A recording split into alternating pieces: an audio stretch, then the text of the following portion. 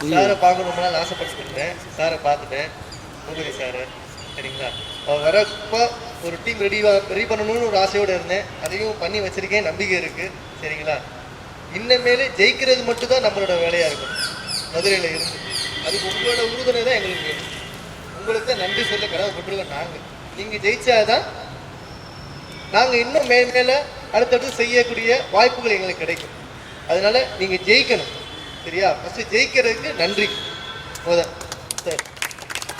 Next மாத்தாடுங்க sir. சாருக்கு இங்கே பண்ணணும் வைக்கணும் அப்படின்றது எப்படி வந்துச்சுன்னு எனக்கு தெரியல.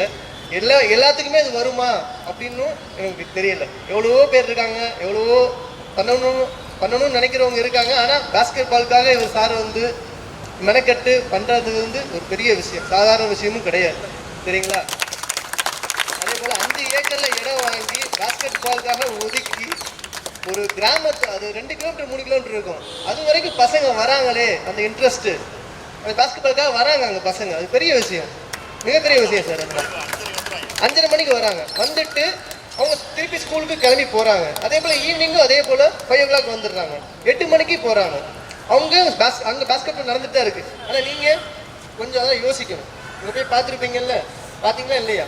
அதனால் இப்போ நீங்கள் கொடுக்க வேண்டியது ஒரே விஷயம், நம்ம இன்டர்நேஷ்னல் பிளேயர் ஆக முடியுமா நம்மளால்? நீங்கள் ரெடின்னா நான் 4 மணி கூட நான் ரெடி வர்றதுக்கு. சரிங்களா? எத்தனை மணிக்கு? 4 மணிக்கு நான் வரவும் ரெடி. நைட்டு 10 மணி வரை கூட நான் ரெடி.